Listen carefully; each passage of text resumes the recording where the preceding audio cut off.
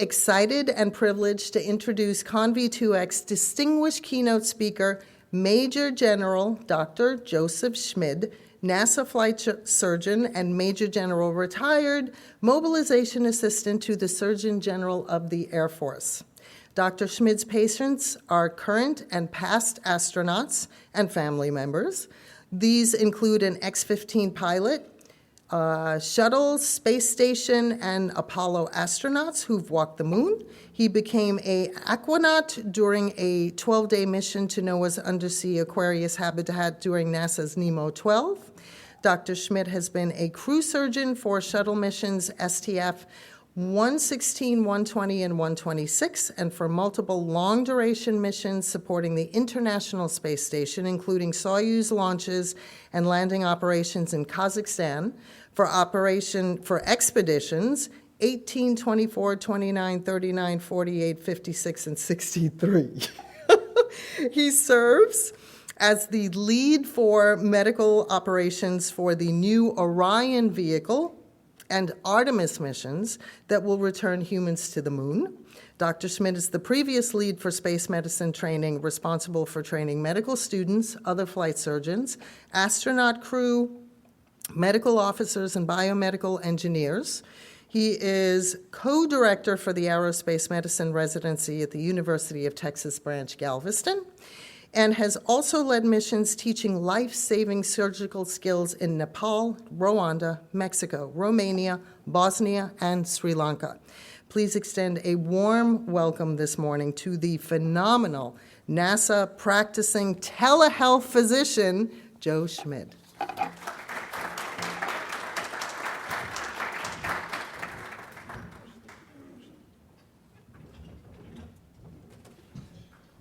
Well, thank you very much, Tori, and the Telehealth Journal and Florida International University for sponsoring me to come down. And we're going to fly through aerospace medicine and space medicine this morning, and I'm so excited to be here to talk with you today.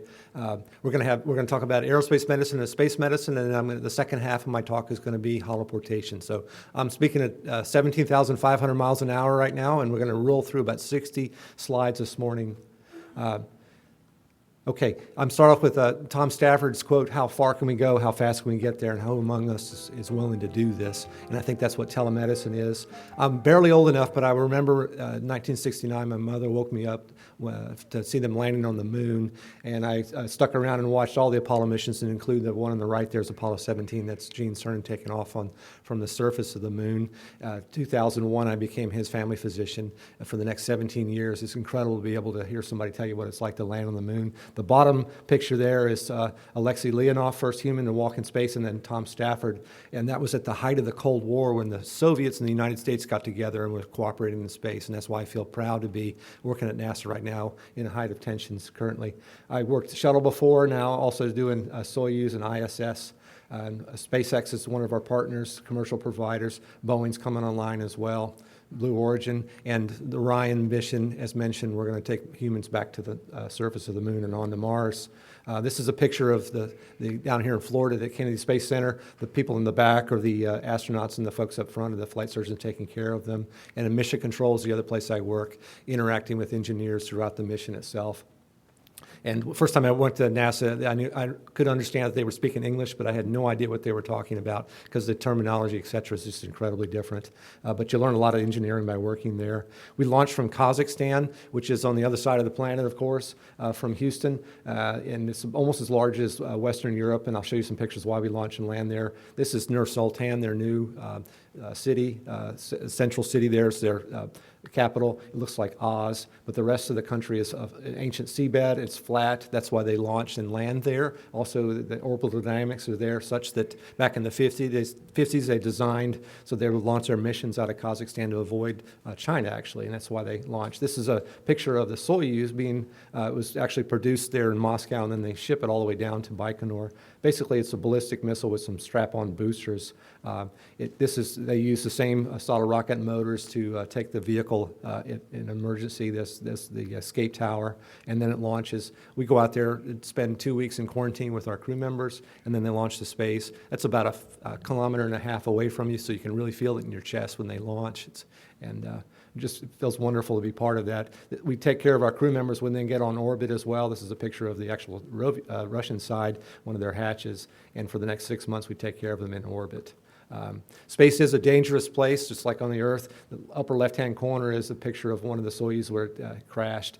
Apollo 1 is on the lower left-hand side. We had a massive fire, of course, inside. I was in college when Challenger happened, and I was working at NASA when Columbia happened as well. And we're always preparing for those things. There are lots of hazards associated with space flight, just like in medicine and life overall. But in the space environment, the reduced gravities can be deleterious to your health. The radiation we're always exposed to while we're there. It's a few millimeters away from vacuum, and then we've got a lot of space debris that's in orbit. The environment's it's a confining environment for the next 6 months they're in orbit. They get exposed to lots of noise and vibration. We recirculate the air, same air that's been there for 20 years or so. We bring up additional supplies of water, et cetera, and then we recirculate a lot of our waste as well. The missions, we take care of throughout their mission, from training to launch to 6 months on orbit, and now as well as when they return. And it is absolutely the most remote place, 210 nautical miles above us and 17,500 miles an hour in orbit. And I see my patients right when they launch, and then 6 months later I get to lay hands on them again. Between that and then, now and then I've got basically a telephone to be able to talk to them, very remote. Circadian shifts, they go through the orbit every 90 minutes or so, and so they're going in and out of sunlight, and we have to actually program their bodies to sleep and not sleep. And then EVAs, we also support those. It's like a reverse scuba dive, so they're going from 14.7 pounds per square inch out to 4.3 pounds per square inch. We have to avoid the bends. Spaceflight is associated with motion sickness, and we'll show some pictures here of that, as well as of how we countermeasures against that. It affects other body systems as well. The reason that no one still understands how people get space adaptation syndrome, we take Top Gun pilots up, and 70% of them feel nauseous when they get in orbit, and other folks who are geologists and other people that don't get any issues whatsoever. And what the thoughts are that they have some issues with their inner ear and then the accelerometers in their brains can't put those things together, as well as they lose proprioception when it comes to their vision. Things move, as well as they can't feel when they're standing. They're not standing anymore. So those inputs are confused to the brain, and they feel sick. Okay.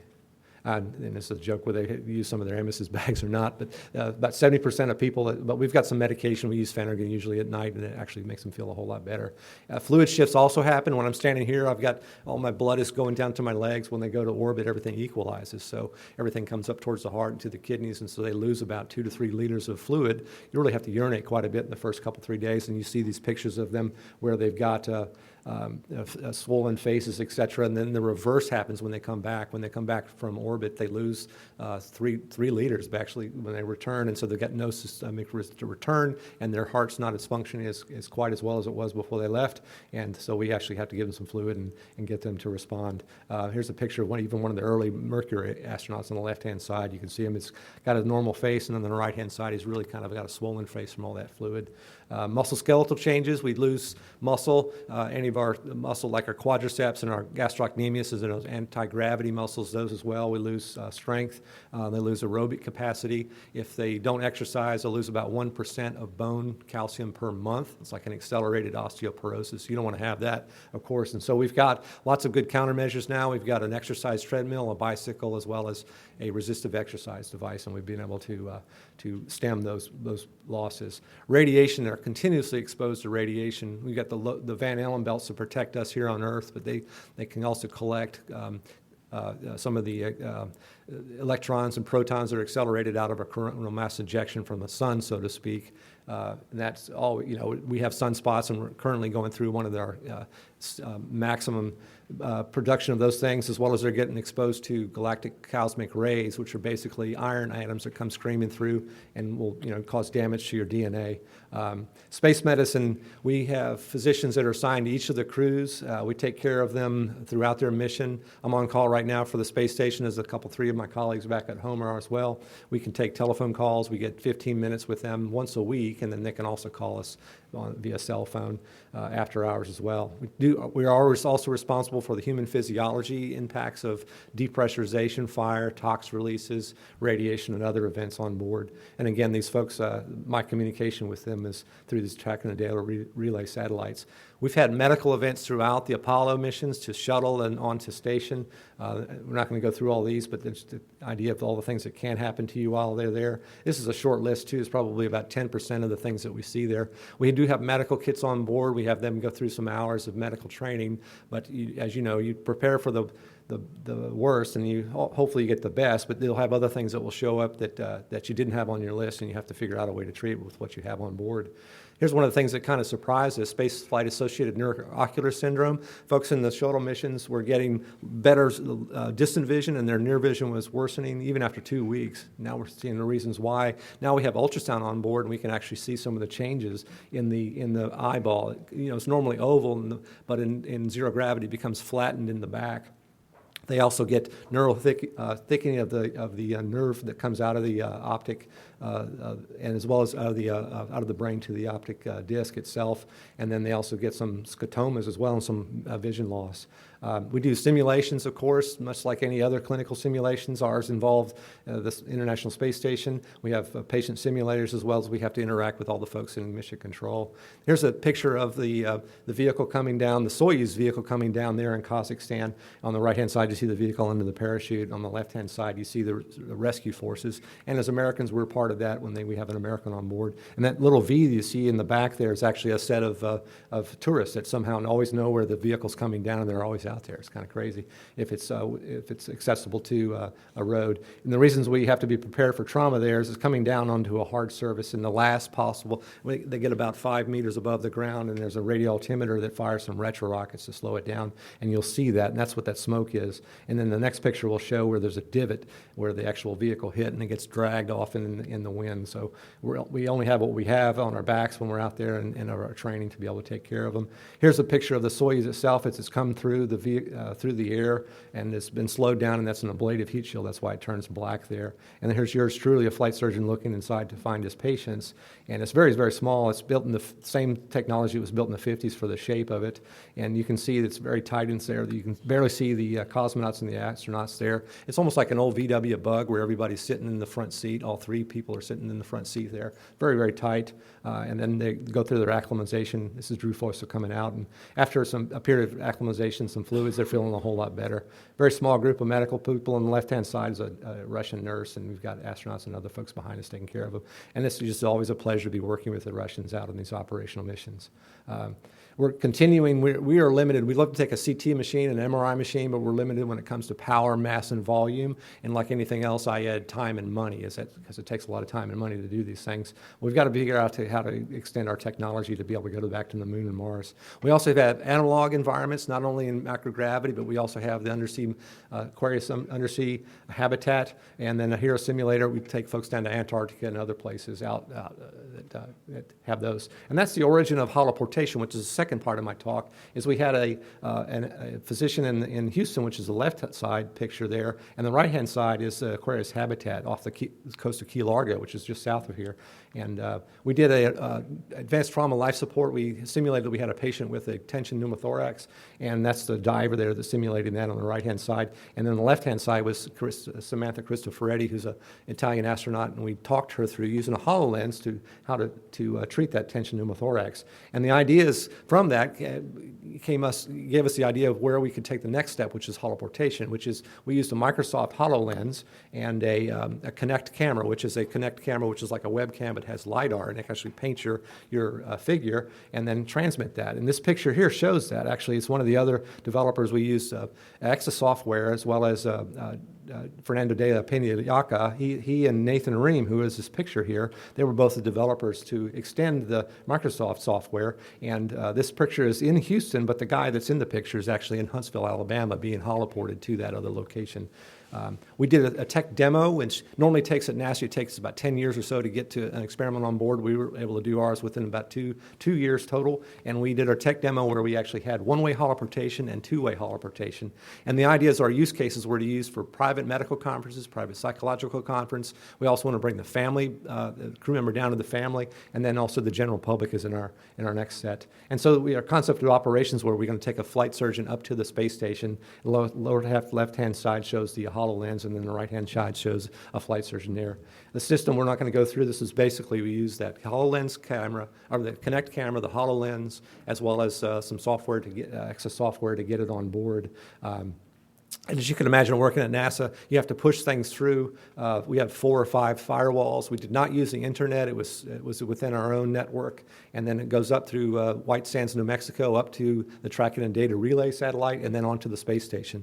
And we did it with 5 megabytes of bandwidth because of those limitations. And because of that, on October 8th in 2021, we were the first humans to be holoported to orbit, which was, I thought it was a very interesting thing, coming from from a telephone to video, Skype, or what have you, to actually being on board the space station. And so to the astronaut who was wearing a HoloLens, we were present in the middle of the lab there with our image. He or she could walk around and actually see that image and interact with us. So I'm going to go through a couple more of these. And so Thomas Pesquet, which is the European astronaut, he was the first to actually have us interact with him. The session was very, very stable. We did some examples of how we could do a simple examination, and then we grabbed everybody who was in the mission control room in that particular room, and we were all holoported to orbit. And it went viral. We put a PAO event out, and it just went through. We saw it on Forbes, CNN, etc. I was even asked by my brother-in-law. I was vacationing in Japan, and my brother-in-law asked me, this is a small island near Taiwan where my wife's from, and he said, I heard about this thing on the radio called about teleportation, and you guys, I know you work at NASA. Do you know those guys? And so it really went viral. So we did the first holoportation handshake on orbit, and then it was interesting because the crew members would interact with it, and it was not perfect. It was pixelated, as well as this thing called Uncanny Valley, which is where it's almost human-like, and you're not sure if you can trust her or not. And this particular crew member, she may have moved closer to the image itself, and she says, that's the first time I've ever had a flight surgeon invading my personal space, because she felt I was right there. So we have some work to do with it, but I knew I had a good effect because we had that kind of emotional response. The second thing we did was same team did a 2-way holoportation. So we actually brought the crew member down from space into the Mission Control Center, and I could see the racks behind him and the crew member right in front of me. And I can just share with you, it felt like I was looking into a portal of the future to have that interaction. Again, that person is 17,500 miles an hour in orbit, but now he's also right in front of me. Just an amazing experience myself. We tried to figure out how to do a visual field, and so that's the reason I used the old the Vulcan, how many fingers am I holding up? That was the idea behind that. My brother-in-law came up with that idea, and then we, as I mentioned, we grabbed everybody who was in the room. And I've talked about the limitations. We had only 5 megabytes that we could work with and no money to do this, but we went ahead and did this. So took a large team to be able to do this, of course, and our next steps are to use, as Tori mentioned, haptics and using AI and some other future environments we're going to go through. The other thing that I'm going to finish up with, the communication is difficult between here and the space station. Think about the moon, where it's going to use 0.8 seconds. There was a bit of a delay, but if we're going to go on to Mars, it'll be an 8 to 20 minute one-way transmission, and then we're going to have to wait until that telephone call comes back, another 8 to 20 minutes, and also with no ability to be able to space evac anybody back home. So there are going to be challenges not only from communication, but also for transport. And I put my email up here, as well as please get with me with LinkedIn. The whole reason to come down here is to explore with you all when it comes to telemedicine and to start our collaboration. And again, thank you very much, Tori, for this incredible invitation. And I think I ended up right on time. So I hope to meet with you all afterwards, and we can talk with any questions you might have about space medicine as well. Thank you very much, Tori.